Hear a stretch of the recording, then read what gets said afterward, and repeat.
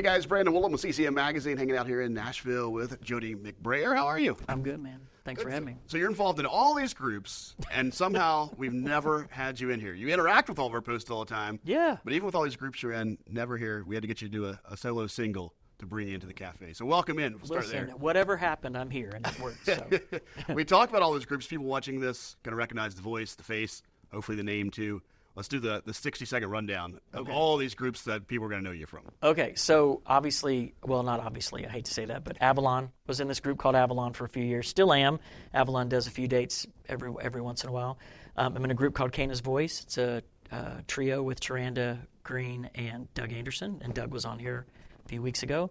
And then I do solo stuff on my own, and I work at a church and do all kinds of stuff, man. I'm a man of one talent. Yeah, and even the single that's out there now, The Mind of Christ, it is a song that was out there once before. You've redone it, right? It was. Oh, yeah. So let's talk about Truth. So I was in a band called Truth years ago, before any of the other ones, and I recorded this song, 1995. And I remember back then the lyric just being unbelievable. But I felt like it needed to have new life breathed into it, A, because the arrangement sounded like 1995, and B, because I just think where we are as a society, as a world right now, we all need to have the mind of Christ when we view each other. We're just so quick to judge, so quick to make, just looking at people and thinking we know their story or whatever, and we don't know what anybody's going through, and we just need to start seeing each other through the lens of Christ, and that's what this song talks about.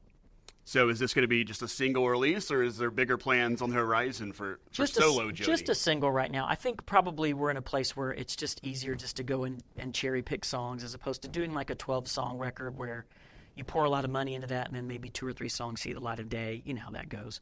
So these are songs that just mean a lot to me that I could pour myself into, and Stowtown was nice enough to help get behind this one. And I'm just hoping that it breathes new life into it and it inspires people to think differently. Yeah. When you pieced this song together, did you go back and take any of the tracks from the original recording and flip them in here on the new we one? We did it. No. If you'll go back and listen to the original, and it's still on iTunes and everything too if you want to look it up. It's very dated. It's very like synth heavy, and it just sounds like 1995, you know. But I even remember back then listening to it thinking, this sounds a little weird. But the song has a life unto itself, and it speaks for itself, and I'm just blessed to be able to do it again after all these years. Are there some other songs from those 90s era Jody that you want to maybe redo? Yeah, there are a few actually. But I was thinking about it today as I was getting ready to come here. I'm like, I don't want to be the dude that just redoes all those old songs. There's a lot of great new music out there too. I have some friends that are writing right now that have played me a couple of things, and I'm like, man, that may be the next song I need to do. So, you never know where inspiration's going to hit, but I think with this song in particular, it was just me having an experience of praying about what was next, and God really telling me this is what the world needs to hear right now. They need to think about who I am and how I see the world, and I think this lyric accomplishes that. So for right now, we'll just keep doing some old stuff until new stuff comes along. And as this song continues to grow, I've heard some rumors maybe that there might be an additional language or... Yeah, there might be. So I have Spanish roots. My mother is from Spain, and I love Latin music in general. And I was approached by the record label to maybe consider doing this song and some other songs in Spanish and doing a full Spanish album, if we call them albums these days. And I'm really excited about that. I know for a fact that we're going to work on the Mind of Christ in Spanish for sure. And then we're going to kind of cherry pick some of the other songs that I've done, some of the other songs from my other albums. And do those in Spanish, and then probably put 2 or 3 newer, maybe probably worship-oriented songs in Spanish as well. So that's something that's probably going to come in the next few months, I hope. Yeah, and that's something that artists have been doing a lot recently, but yours it sounds like it's going to be a little different, because when Chris Tomlin does a Spanish song, he enlists another Spanish artist to do it for him. Well, it sounds like you're going to be singing all the vocals. No, I'm going to be singing the vocals, and I'm not fluent in Spanish, but I can read Spanish, and I can speak Spanish, and I understand Spanish.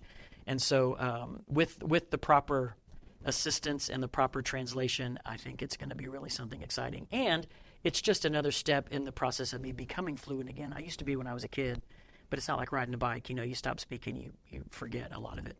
So I'm hoping that this will kind of jar my memory, and I'll become fluent again. In the studio, you get multiple chances. Would you ever consider doing that live? Would you? Oh, yeah, You think yeah, you yeah, can pull it off? absolutely. No. Once it's down, I'm going to absolutely sing them live, of course. Because once you learn the song, I mean, the song, like I know other songs in other languages I could sing now. I won't do that. But yeah, once you learn it, it's there. So yes, I would absolutely do that live.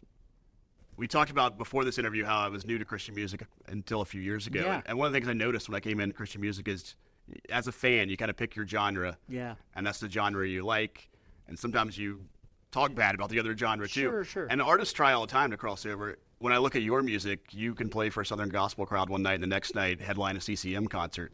How have you been able to find that secret sauce where the fans still like you doing both genres? They don't yell at you for crossing over. It's amazing how growing older, you kind of grow into seasons of your life. And I remember when Avalon first came on the scene back in the early 90s. I mean, we were considered hot. We were like hot AC, and it changed so rapidly. Like, but by the time we were done, we were an inspo artist, and the hot AC stuff was the Toby Macs and all that, And now, being at the age that I'm at, which I'm not ashamed of my age, I'm 53 years old, and I'm happy to be 53 years old. Thankful that I can still sing and still do what I'm doing. I think having that age behind me and that time behind me, that I guess experience, it allows me to kind of dip my feet in different pools and do different things, and I love it. I love the fact that I can still go and do the Avalon concerts and sing the old CCM stuff, and then show up and do the Southern gospel stuff that's more for the church and more geared for choirs and orchestras and things like that. And it's all in my heart. I love doing all of it. So.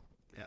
Being at that age, you now have a college kid, too, I do. that just went out there. It looks like she's doing some music, too. She is. Did I see that she had worked up a song with Lulu West? She did. Well, they did a little thing. So she and Lulu are best friends, and we do a lot of life with the Wests, and we're trying to get them to do something together. Matthew actually, so that they wouldn't run off to college, he kind of dangled a couple things in their face, but they both wanted to have the college experience. So at some point they'll come back, hopefully, and do something together. We shall see. But she's a way better singer at 19 than I was, and Lulu's incredible too. So it'd be cool to someday buy tickets to a Lulu and Sarah Clayton concert. Yeah. So in the middle of all the stuff you got going on, are you going to get to do any dates for the solo stuff and play maybe even some acoustic stuff like you did today? Very cool hearing the songs acoustic. Yeah, it was really nice. And I love Tyler for coming and playing the guitar. It kind of breathes some different life into the song. Yes, absolutely. I've always got dates on the books. Usually I try to do at least 1 or 2 solo dates a month. And we're working on trying to get that. It'll always be posted on my social media, so you can follow me at Jody McBrayer Official on Instagram, and that's mostly where everything is, and it transfers over to Facebook as well. So, yeah.